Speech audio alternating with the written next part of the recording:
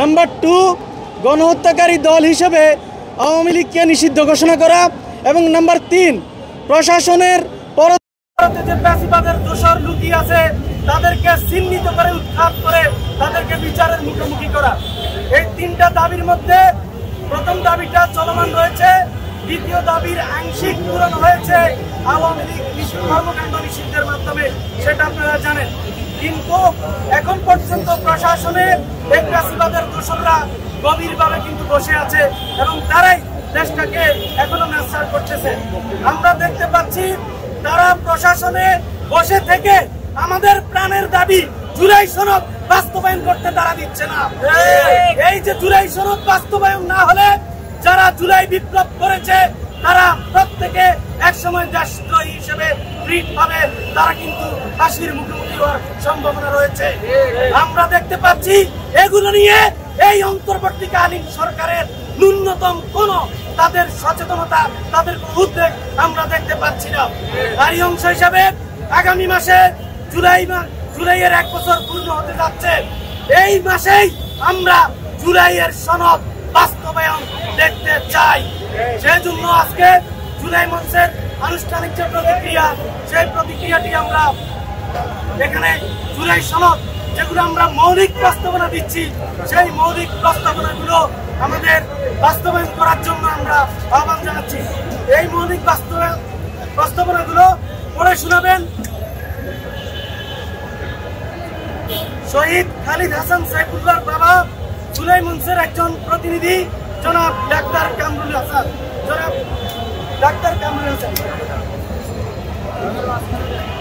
মাঝখানে দেন।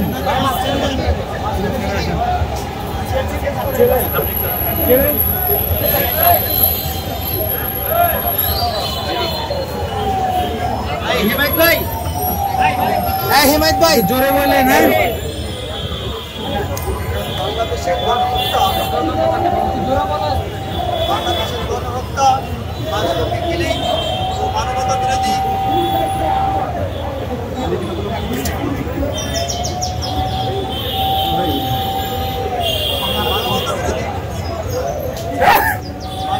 অপরাধ এবং সন্ত্রাসবাদ সৃষ্টির দায়ে অভিযুক্ত দল ও ব্যক্তির রাজনীতি নিষিদ্ধের ব্যবস্থা জুলাই সনদে করতে হবে।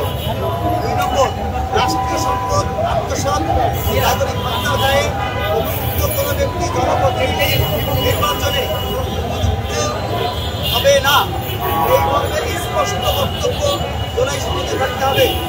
2024 গণ-অভ্যুত্থানকে নাগরিকদের সার্বজনীন অংশগ্রহণে পরিচালিত রাষ্ট্রের সার্বভৌমত্ব ও নাগরিক সুরক্ষার দিগ্গ হিসেবে ঘোষণা করার ব্যবস্থা করতে হবে।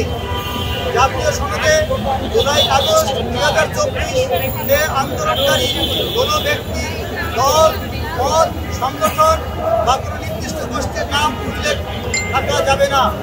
জাতীয় সনদকে কোনো ধরনের অধ্যাদেশ বা আইন দ্বারা বাতিল করা যাবে না। জুলাই-আগস্ট জাতীয় সনদকে সংবিধানের 1 নম্বর তফসিলে অন্তর্ভুক্ত করতে হবে এবং এই জাতীয় সনদের পরিপন্থী সকল আইন বাতিল বলে গণ্য হবে। জুলাই-আগস্ট 2024 শাসন ও ফ্যাসিজম বিরোধী আন্দোলন সংশ্লিষ্ট সকল ব্যক্তি, দলমত, সংগঠন ও গোষ্ঠীর দায়মুক্তি আইন অন্তর্ভুক্ত করতে হবে। এই রাষ্ট্র কোনো আইন ও অধ্যাদেশ বা ভোট দ্বারা বাতিল করতে পারবে না। জাতীয় সংসদ বাংলাদেশ রাষ্ট্রের প্রকৃতি হিসেবে বাংলাদেশ রাষ্ট্রটিকে সকল প্রকার বৈদেশিক আগ্রাসন ও কর্তৃত্ববাদী আচরণ বিরোধী হিসেবে উল্লেখ করতে হবে। জুলাই বিপ্লবে শহীদ, আহত এবং সাধারণ জুলাই যোদ্ধাদের এককালীন প্রণোদনার ব্যবস্থা করতে হবে। এই প্রণোদনায় পরিমাণ বিষয়ে পরামর্শ থাকবে। শহীদ একজন প্রথম শ্রেণীর সরকারি কর্মকর্তার 30 বছরের বেতনের সমপরিমাণ টাকা এককালীন শহীদ পরিবারকে দিতে হবে। প্রত্যেক আহতদের পূর্ণ সুস্থ হওয়ার সম্পূর্ণ টাকা অর্থাৎ চিকিৎসার সম্পূর্ণ টাকা সরকার বহন করবে। কোটার আওতায় পড়ে না এমন কর্মসংস্থান হবে অথবা সমপরিমাণ প্রণোদনা এককালীন দিতে হবে। সাধারণ জুলাই যোদ্ধাদেরও কোটার আওতায় পড়ে না এমন কর্মসংস্থান নিশ্চিত করতে হবে অথবা সমপরিমাণ প্রণোদনা এককালীন দিতে হবে। কোনো অবস্থাতেই কারো জন্য কোটা রাখা যাবে না। ধন্যবাদ প্রিয় সাংবাদিক ভাইরা। এটি ছিল জুলাই মঞ্চের জুলাই যে সনদ, আমরা এটিকে জুলাই জাতীয় সনদ বলছি। আমরা বলতে চাই যে এটির নাম হবে জুলাই জাতীয় সনদ। এই সনদ যেটি হবে সেটির প্রাথমিক, এটি আমাদের প্রথম পর্বের মৌলিক প্রস্তাবনা, জুলাই সনদের মৌলিক প্রস্তাবনা হিসেবে এটাকে আমরা অভিযোগ করছি। আমরা এটি দ্বিতীয় পর্ব, জুলাই সনদের দ্বিতীয় পর্ব, সেই প্রস্তাবনা কি হতে পারে, যেটি সংস্কার কেন্দ্রিক প্রস্তাবনাগুলো আমরা পরবর্তী ধাপে আমরা আমাদের সামনে জানাবো। সেটির টাইম এবং সময় আমরা নির্ধারণ করে দেবো কোন দিন এটা আমরা প্রকাশ করব। আমরা আপনাদেরকে মাধ্যমে জানাচ্ছি যে জুলাই সনদ অবশ্যই 36 জুলাইয়ের মধ্যে বাস্তবায়ন করতে হবে এবং গণহত্যার বিচারে 2টি ট্রাইব্যুনাল গঠিত হয়েছে। ট্রাইব্যুনালগুলোর কার্যক্রম এত স্লথ গতির, এই গতিকে বাড়াতে হবে এবং সারা বাংলাদেশে আমরা দেখেছি যে গণহত্যায় জড়িত ছিল ফ্যাসিবাদের সম্মুখ যোদ্ধা, ফ্যাসিবাদের সম্মুখ সারির ফ্যাসিস্ট খুনিরা এখনো বাংলাদেশে বিরাজমান আছে। তাদেরকে গ্রেফতারে আমরা তেমন কোনো কার্যকর পদক্ষেপ দেখতে পাচ্ছি না।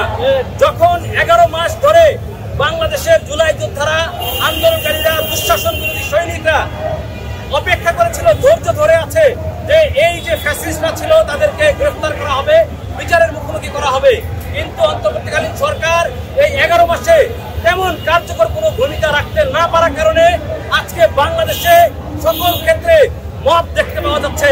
এই মব উস্কানির পেছনে আমরা মনে করি অন্তর্বর্তীকালীন সরকার একমাত্র দায়ী ব্যক্তি।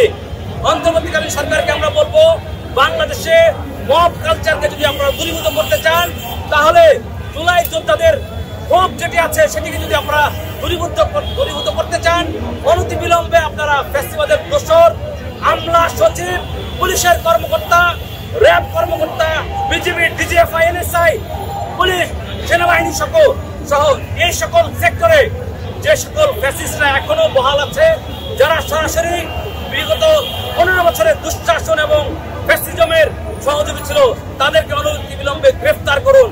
অন্যথায় জুলাই যোদ্ধারা আবারও প্রতিবাদ করতে রাস্তায় নামবে। মব করলে আজকে মব কালচারের বিরুদ্ধে সবাইকে ঐক্যবদ্ধ হতে দেখতে পাচ্ছি, কিন্তু বিগত 15 বছর একই বিষয় ঘটেছে, একই রকম ঘটনা ঘটেছে। বিরোধী পক্ষের উপরে এমন কোন নির্যাতন, দমন পীড়ন নাই যেটা করা হয় নাই, কিন্তু আমরা এই মব শব্দটি 5 আগস্টের পর থেকেই শুনতে পাচ্ছি। এর আগে কিন্তু আমরা মব শুনতে পাইনি। যৌক্তিক আন্দোলন, যৌক্তিক আচরণ যদি করা হয় সেটাকে মব বলার সুযোগ আমরা মনে করি না আছে। কারণ কি, এই যে গত কয়েকদিন আগে দেখেছেন যে সিএসসি নুরুল হুদাকে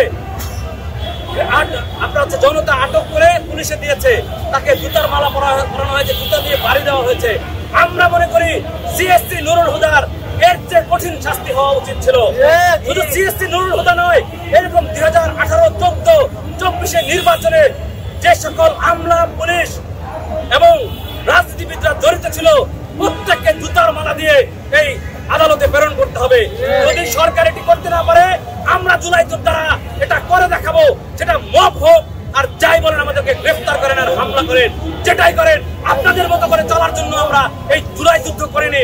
যে আপনারা যেটা বলবেন, আপনারা যেটাকে মব বলবেন সেটাই মব হয়ে যাবে, আপনারা যেটাকে আইনের শাসন বলবেন সেটা আইনের শাসন, এটা আমরা মানি না আপনাদের মতো করে। আমরা বলতে চাই, যদি এই মব আপনারা ঠেকাতে চান, অনতিবিলম্বে রাষ্ট্রযন্ত্রকে ফ্যাসিবাদ মুক্ত করুন। আমরা ইতিমধ্যে দেখেছি যে আপনারা স্পষ্ট ফ্যাসিবাদের দোসররা, তাদেরকে আপনারা একটাও গ্রেফতার করেননি। এই যে 4 আগস্ট আমরা শেখ হাসিনার পাশে আছি বলে ওই খামারবাড়ি থেকে একটা বিশাল সরকারি কর্মকর্তাদের দল তারা কিন্তু মিছিল করেছিল, তাদের মধ্যে থেকে একজনকেও গ্রেফতার করা হয়েছে? হয়নি।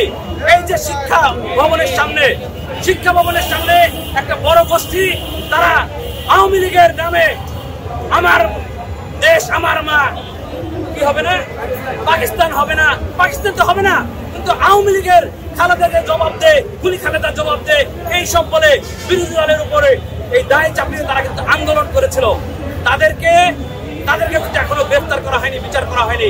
আমরা 44 জন জুলাই মঞ্চ সম্মিলিতভাবে 44 জন সচিব এবং 51 জন নির্বাহী ম্যাজিস্ট্রেট যারা গুলির নির্দেশ দিয়েছে তাদের তালিকা প্রকাশ করেছি, তালিকা দিয়েছি। মাত্র 5 জন যারা একদমই বিহীন নির্জীব, ওইরকম 5 জন সচিবকে অপসারণ করা হয়েছে, বাধ্যতামূলক অবসর দেওয়া হয়েছে।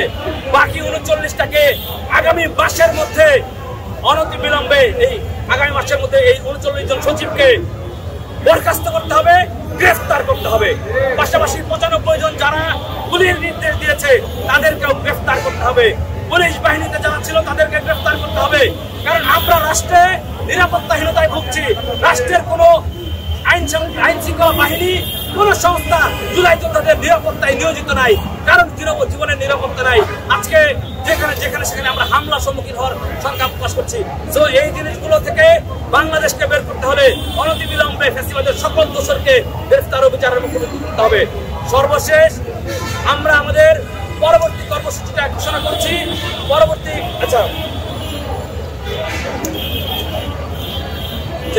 আমাদের পরবর্তী কর্মসূচিটা ঘোষণা করবেন জুলাই মঞ্চের আহ্বায়ক জনাব আরিফুল ইসলাম তালুকদার। সম্মানিত সাংবাদিকবৃন্দ, আপনারা একটা জিনিস জানেন, আজকে আমাদের যে জুলাইয়ের যে সনদের জন্য প্রস্তাবনা দিয়েছি, দুটো জিনিস আপনারা গুরুত্ব দিয়ে প্রচার করবেন। একটা হচ্ছে আমরা কোনো নির্দিষ্ট দল বা গোষ্ঠী জুলাইয়ের কোনো মালিকানা না, এটা বাংলাদেশের আপনার সকল জনতা যারা রাজপথে ছিল তাদের। 2, জুলাইকে কেন্দ্র করে কোন ধরনের কোটা বাংলাদেশে আর চলবে না। জুলাইকে কেন্দ্র করে বাংলাদেশে কোন কোটা আমরা হতে দেব না। জুলাই হচ্ছে কোটার বিরুদ্ধে। এই দুটো জিনিস আপনারা প্রচার করবেন। আর দ্বিতীয় যে কথাটা বলছি, আপনাদেরকে একটা জিনিস স্পষ্ট করে দেয়, বাংলাদেশে জুলাইয়ের চেতনা বাস্তবায়নে জুলাই মাসের 20 তারিখের মধ্যে যদি আমরা এই সনদের এবং আমাদের এই মূলত যে দাবিগুলো যদি পূরণ করা না হয়, সারা বাংলাদেশ থেকে একযোগে আমরা বিপ্লবী জাতীয় সরকার আন্দোলন আমরা ঘোষণা করব। আমরা বলতে চাই, এই রাষ্ট্রপতিকে বসিয়ে রেখে বাংলাদেশে কোন নির্বাচন হতে দেওয়া হবে না। এই রাষ্ট্রপতি, এই প্রশাসনকে জারি রেখে বাংলাদেশে কোন নির্বাচন আমরা হতে দেব না। আমরা বিপ্লবী জাতীয় সরকারের অধীনে পরবর্তী নির্বাচন বাংলাদেশে দেখতে চাই। এই পদক্ষেপ যদি প্রধান উপদেষ্টা তার জায়গা থেকে না নেয়, সারা বাংলাদেশে 25 সালে আরেকটা বিপ্লবের মাধ্যমে রাষ্ট্রপতিকে উৎখাত করে আমরা বিপ্লবী সরকার গঠন করব। সেই বিপ্লবী সরকারের অধীনে এই আগামী জাতীয় নির্বাচন সেটি সংগঠিত হবে ইনশাআল্লাহ। সবাইকে ধন্যবাদ। আমাদের সংবাদ সম্মেলন এখানে আমরা আপনাদেরকে